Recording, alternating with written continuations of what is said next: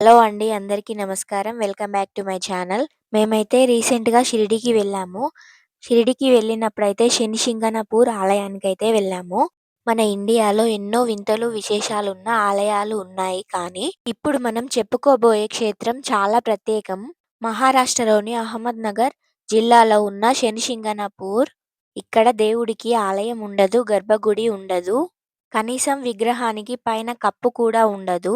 అంతకంటే ఆశ్చర్యమైన విషయం ఏంటంటే, ఈ ఊరిలో ఇళ్ళకు తలుపులు కూడా ఉండవు. దీని వెనుక ఉన్న రహస్యం ఏంటో ఈరోజు తెలుసుకుందాం. స్థల పురాణం ప్రకారం సుమారు 300 ఏళ్ల క్రితం ఈ గ్రామంలో భారీ వర్షాలు కురిసి వరదలు వచ్చాయి. ఆ వరదలో ఒక నల్లటి రాతి శిల కొట్టుకొచ్చింది. గ్రామస్తులు దాన్ని ఒక కర్రతో తాకగానే ఆ రాయి నుండి రక్తం రావడం చూసి భయపడ్డారు. అదే రోజు రాత్రి ఆ ఊరి పెద్దవారికి శనిదేవుడు కలలో కనిపించి ఆ రాయి తన స్వరూపమని దాన్ని గ్రామంలో ప్రతిష్ఠించాలని కోరాడు. అయితే దేవుడు ఒక షరతు పెట్టాడు. ఏంటంటే, నాకు ఎటువంటి కప్పు అవసరం లేదు. ఆకాశమే నాకు నీడ అని చెప్పాడు. ఇప్పటికి శనిదేవుడు అక్కడ 5 అడుగుల నల్లటి శిలగా ఎండకు ఎండుతూ, వానకు నానుతూ భక్తులకు దర్శనమిస్తూ ఉంటాడు. తలుపులు లేని ఇల్లు అంతు చిక్కని నమ్మకం. శనిశింగణపూర్ అనగానే అందరికీ గుర్తొచ్చేది తలుపులు లేని ఇల్లు. ఈ ఊరిలో ఇళ్ళకు గాని, షాపులకు గాని, చివరకు బ్యాంకులకు కూడా తలుపులు ఉండవు.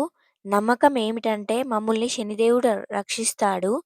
ఇక్కడ ఎవరైనా దొంగతనం చేస్తే శనిదేవుడి ఆగ్రహానికి గురవుతారనేది ఇక్కడ ప్రజల ప్రగాఢ విశ్వాసం.